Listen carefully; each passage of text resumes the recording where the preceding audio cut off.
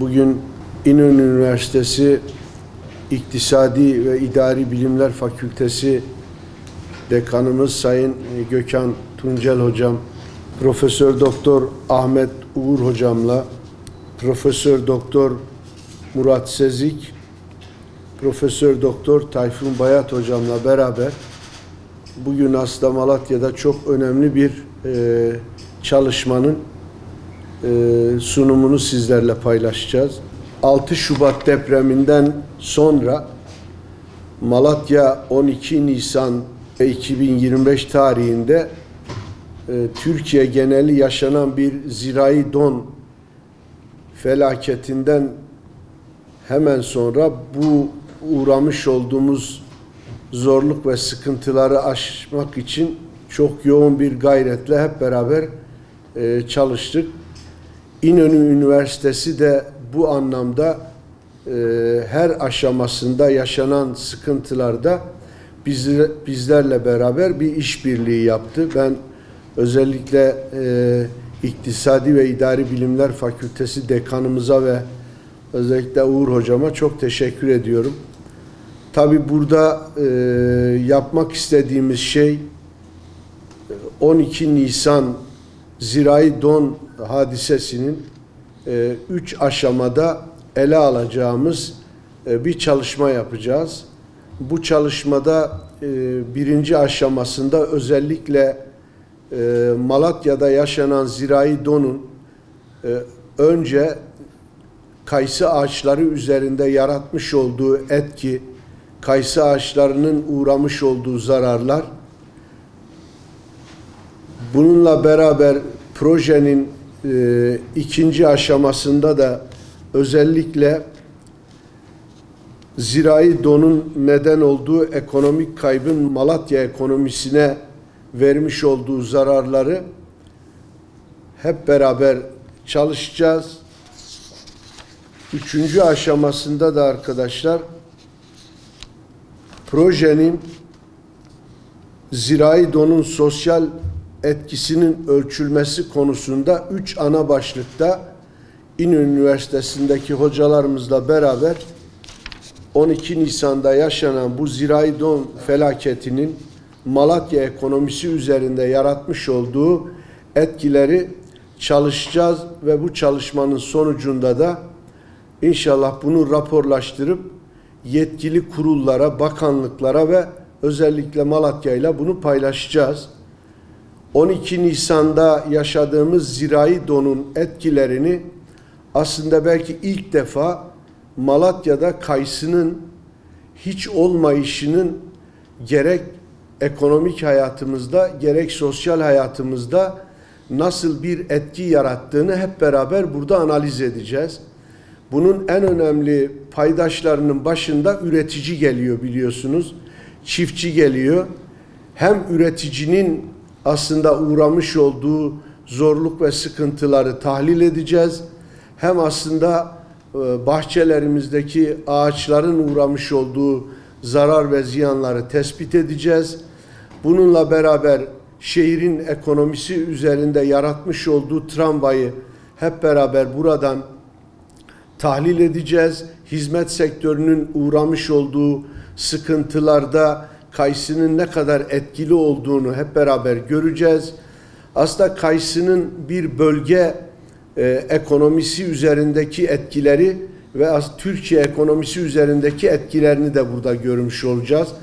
Biliyorsunuz kayısı artık sadece Malatya'yı ilgilendiren bir tarım ürünü olmaktan çıkmış, hem bölgesel bir ekonomik güce sahip olan hem de Türkiye'nin kuru meyve ihracatının %25'ini gerçekleştiren, belki yıllık ortalama 1 milyar dolarlık bir ticaret hacmi olan bir üründen bahsediyoruz. Dolayısıyla kayısı 12 Nisan'da yaşadığı bu zirai donun etkilerinin de mutlaka şehirde bilinmesi gerektiği de bu anlamda ortaya çıktı. Hem hizmet sektörünün hem üreticinin hem ihracatçının hem tacirin hem tüccarın hem bölgenin hem de ülkenin bu anlamda bir tarım ürününün 12 Nisan'da yaşadığı zirai dondan %100 zarar görme etkisinin boyutlarının ne kadar yüksek olduğunu hep beraber hocalarımızın yapacağı, bizim de onlara sağlayacağımız altyapı destekleriyle beraber bunu da ortaya koyacağız. Burada bütün paydaşlarımızdan da hocalarımız bilgi ve özellikle sahada yapılan çalışmalarla ilgili de onlardan destek alacaklar. Gerek ziraat odaları, gerek Kayısı Araştırma Enstitüsü, gerekse üretici birlikleri, ticaret borsası, ticaret ve sanayi odasının da katkıda bulunacağı bir çalışma gerçekleştireceğiz.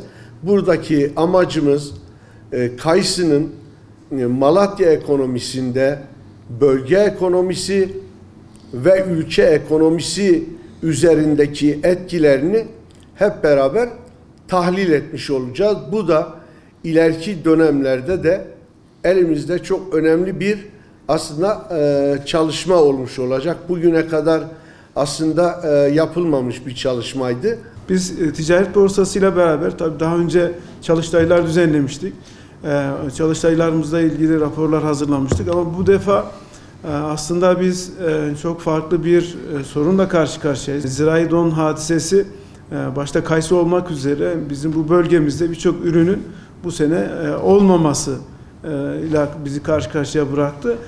Tabii bu genel itibariyle kamuoyunda işte bizim ekonomik olarak Malatya ekonomisi olarak çok büyük kayıp yaşadığımızı hep dile getiriyoruz. Yaşıyoruz da aslında. Biz de bilimsel olarak yani bunun tam karşılığı ekonomik olarak nedir? Çiftçi açısından ne ifade ediyor? Çiftçiyle beraber kayısının ekonomik girdisi şehrimizin aslında önemli can damarlarından bir tanesini oluşturuyor. Çünkü bu girdi birçok sektörü de beraberinde destekliyordu. Ama bu sektörleri destekleyecek girdinin olmaması aslında birçok alanda Malatya ekonomisinin, Malatya ticaretinin zarar görmesini beraberinde getirdi. Biz bunların analizini yapmak istiyoruz. Hangi sektör nasıl etkilendi? Evet, birinci derecede tarım sektörü, işte bahçecilik sektörü, kayısı üreticisi etkilendi.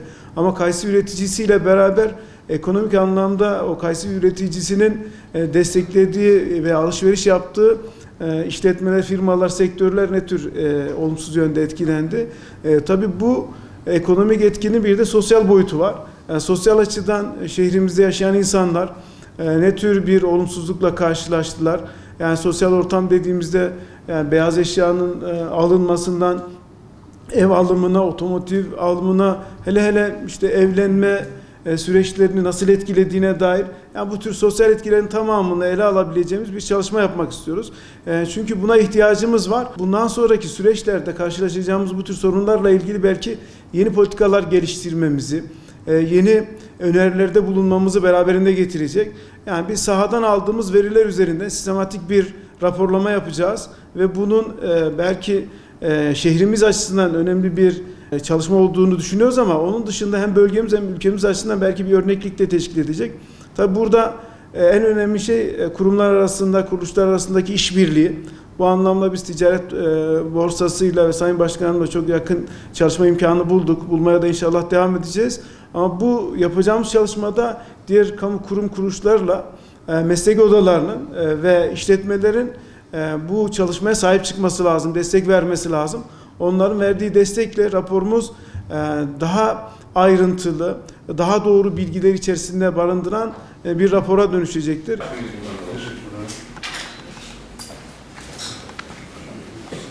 Bir dakika aynı şey yapmamaya gerek var mı?